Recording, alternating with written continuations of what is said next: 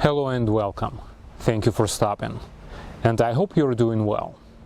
In this video we are talking about this 2021 Volkswagen ID.4 in a trim-off Pro with an 82 kilowatt battery once again.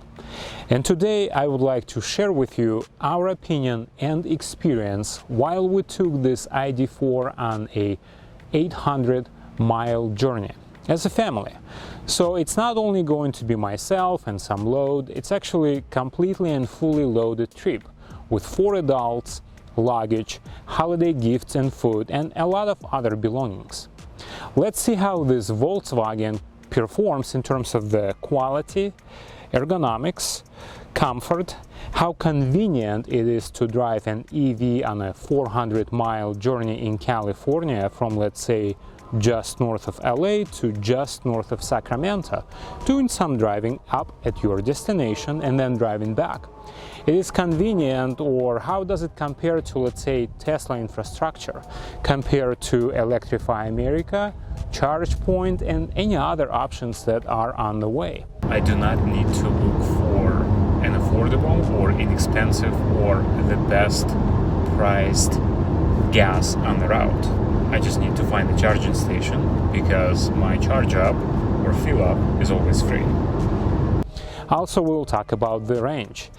While we're driving up and down, we will drive it with no HVAC inside, then we'll drive it with the heater and AC. And while doing this, I will be comparing the ownership, performance, feeling and experience of this ID.4 to previously owned Tesla Model 3, which I had for about 2.5 years. We're talking about the car. I'm not walking, it's amazing. There you have it, that's exactly my wife. So once the vehicle is loaded and we got on the main streets of our city, I could tell the difference of how the ID.4 performs comparing to when it was just myself or couple passengers only in the back. Yes, right now the ID.4 is heavier. It performs a bit different. You can tell that there is a weight on the tail, but not to the point of any discomfort or unsafe driving conditions. It still steers well, it is sharp, precise, and without any concerns whatsoever. It is not any different to compare, let's say, of my 2014 wife's Toyota Highlander. It is pretty much the same, just a little different. All the passengers are seated quite comfortably and ready for a long journey in these nice and supportive seats that are not too soft or too stiff for my taste. They're also wrapped in this true and not fake textile. It is a true, nice, high-quality textile, which I prefer over a fake synthetic leather. Who needs a fake synthetic material over a true textile that looks nice, feels good, and from my personal assessment will serve me much better, more convenient, better serviceable, and probably easier to repair in the long-term relationship with this vehicle. So owning this ID.4 for about a month, I just cannot get over of what a phenomenal job the Volkswagen engineers and designers did in terms of the ergonomics of this vehicle. And precisely, the dimensions of this crossover do not appear as large. I would say that they're quite moderate, yet when you get on the inside, there is plenty of space for the driver, the passenger, and the ones that are sitting in the back. 5 adults for a long journey, not an issue whatsoever. And there is also plenty of space in the back. But I guess that could be said about the entire lineup of the Volkswagen Group, where the vehicles are always designed and built for the user, without sacrificing any of the offered space and invested resources into the vehicle. You got plenty of headroom here. When you, let's say, compare this design to Model S or Model 3 of the Tesla, the sleek and fast line of the back of the vehicle will push you on your head space and definitely will limit your cargo capacity in terms of how boxy the elements could be. You got plenty of leg room, shoulder room, hip room, and 5 passengers will be comfortable here for a long journey with a lot of luggage, mind you, in the back. How's the experience in the back? Chill. That's good. How does it compare to Tesla, the ones we had, the Model S? The seats are better for sure. Yeah, more space? Yeah. How about the seating position too? It's the same, but I like the chairs more. Yeah. I think you're also sitting higher, right? Not like closer to the floor. Yeah. It makes it more convenient. How about you, Andrew? I agree with him, yeah. But, I mean, yeah, it is very, very comfortable. Probably more comfortable than Tesla, yeah. You know, in the front, some of the EV vehicles are now bragging that there is a frunk. Whereas here, again, Volkswagen thought about you and me if we decide to maintain and service our vehicles on our own. In Tesla, yes, there is a frunk, but it is so awkwardly sized and spaced that there is not much you can place in there. Plus, really, when are you going to carry so many items in your Tesla? But here, when you open the hood, all of your elements and serviceable items that you can visualize, you can touch, and later on to serve are right there accessible to your eyes, to your hands. Whereas in Tesla, let's say, a dealer only will be able to access those and then, well, access your pocket as well. What would you guys say about the quietness? Oh, yeah, it drives very smoothly, yeah. So far so good? How about you, Michelle? Amazing. Acceleration is absolutely effortless in this ID.4, even with a fully loaded experience of your drive. The vehicle does not suffer or struggle whatsoever of having all of this weight on board. It goes up the inclines without any issues, with plenty of reserve under my foot.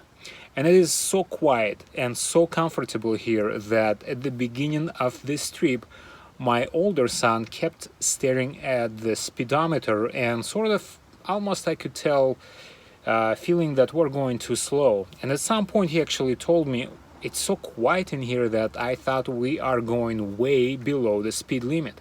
This is how well solidly built this cabin is. There is no squeaking, there is no rattling, and the wind noise insulation is superb. Combined with the design of the windshield, it is bigger, it is sleeker, and it's angled, I guess, just right, and it joins with the elements of the body structure so smoothly that I guess there is nothing for the wind to grab on. At our destination, 114 miles left on the charge. These are the stats after the intermediate charging. 3.5 miles per kilowatt, 144 driven, and we were charged at 92%. These are the overall stats. 380 miles at 3.2 miles per kilowatt, 57 miles per hour average speed. We had some traffic on the outskirts of Sacramento. ID.4 again did a great job with 4 adults and a bunch of luggage in the back. Anything to add, people in the car? Woohoo! Almost there. Okay, guys in the back. Yes. So that was deep. When the ID.4 is declining with obviously heavier weight, it will be just recharging a lot more comparing if you would be just by yourself. Expect that it will just accelerate or will be going down at much rapidly increased speed, so therefore it's better to drive in the B mode, release your acceleration, and that way ID.4 will be accumulating more of putting back into the battery, but it's only to balance off what you spent in terms of the consumption of your battery going up the mountain. Not that big of a piece of information, or I guess it's not valuable in terms of the longevity of the journey. Just something for you to notice. Don't be surprised, because in my opinion it was quite noticeable. Now, in terms of the quality of the build, I cannot tell or say enough. And if you are a true Volkswagen lover or fan, you know what I'm talking about. This is a true Volkswagen. And I guess the famous saying of simplicity is the perfect sophistication goes precisely with the way this cabin and this body are built. It is sound, it is solid, and you can tell that it will serve you for a long period of time. And of course, just over 3,000 miles on my ID.4, I cannot be a prophet of how it will do in the long run, but I will keep updating you on that. I can tell you with a high level of confidence that every time I get inside of this vehicle and every journey just builds a higher appreciation of what the design and what's the idea and engineering thought was put in this vehicle. It is simple yet solid, and there is nothing I'm missing. It works just like a Swiss clock or a Swiss knife. It's always there, it operates smoothly, and it will do whatever I want it to. Comparing to, let's say, my Tesla Model S, which at 25,000 miles already had quite a few issues. My flimsy dashboard cover was squeaking, was rattling and just going up and down on small imperfections of the pavement. A couple pieces of the trim on the inside of the vehicle just fell off, and one of the sliding door handles on the exterior stopped intermediately, sometimes going out or going back in, so that would be annoying. Now, in terms of the convenience, practicality, and the charging element of this vehicle, again, I cannot tell you enough all at once, but I will keep uploading you with information. My experience as the ownership of this ID.4 will keep on going. But so on top of the exterior design, as we talked, that will provide you with more of the cargo space, better headroom or above your room, we're talking now how convenient it is to own it. So the size is easier to park in the city or in the tight parallel parking spacing. Then the turning radius of this ID.4 is absolutely ridiculous, comparing to a Titanic-like navigation of my Tesla Model 3. This one squeezes in tight spaces on such sharp radius that I'm very surprised. Limited down to probably like under 10%, comparing if you're traveling by yourself or with a family. It all depends on your driving habits. If you know how to use the EV, then you will be just fine. I can tell you that, for example, in town, with how ridiculously economical this vehicle is, I get at my 77 usable kilowatt battery, as I was corrected by some of the viewers, thank you, that my battery is 82 kilowatt, but the usable capacity is only 77 kilowatt. At about averaging 4 miles per kilowatt driving conditions or consumption in town, I'm at 308 miles of the driving range, but that's in town. Now, when I get out with my family, my consumption is, of course, increased. Or, well, yes, consumption increased, mile per kilowatt decreased.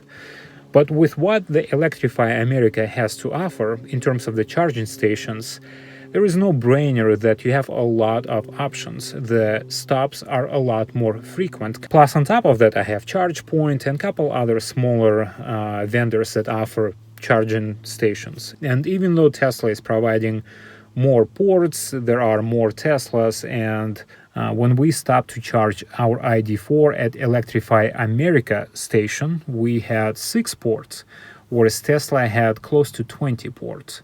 But here is how many Teslas there were, a lot. And later the same day, there was actually a queue of 15 cars on that charging station, because it just falls about halfway between San Francisco or Sacramento down to LA, and here is where we stopped.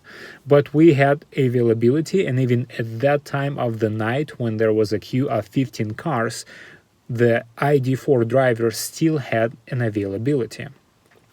And also another good point of having, let's say, more frequent options of your Electrify America charging stations plus charge point, you have a better flexibility if needed to, let's say, adapt your stops due to the, say, weather conditions, traffic conditions, road conditions, or if you just need to stop more frequently or more often, you just have a higher flexibility, and I am more comfortable with that. As I'm driving, I'm checking how many ports are available at Electrify America or ChargePoint, and I could be flexible at what I can do and when I want or need to stop, because they just are a lot more frequent. Same spot as with just myself and a set of rims and tires. Let's compare the stats. So 370 miles driven. Okay, since charge, I charged up at the time at 92%. So we got 262 total of the driving range. Since charge, the usage is at 3.2. And since we left Sacramento, or just the north of it, at 3 miles per kilowatt. Excellent results. Да, Michelle?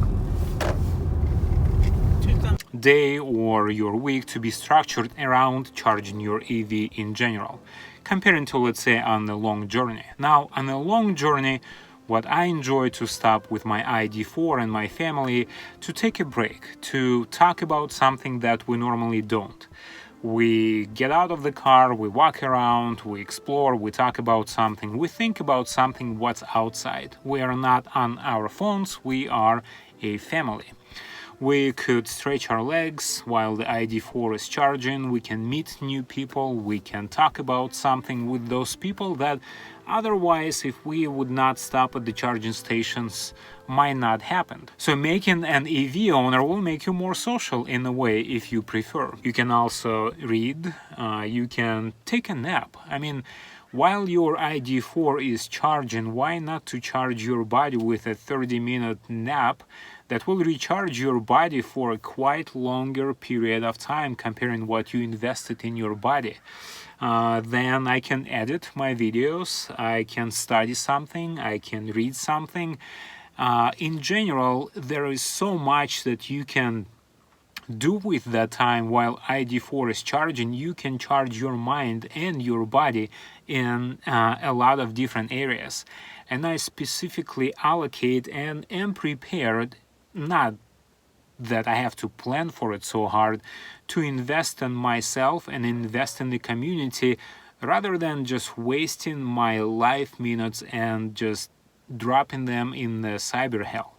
It is very important to, if we are educating ourselves on how to be more proactive in terms of the environment or in terms of the financial security of our family by getting an EV, why not to be more precise, more economical, and wiser with what we are given in terms of our body, our mind, and invest in that as well. Well, I hope you liked this video. Don't forget to please like it, share it with somebody you know, and subscribe to the channel.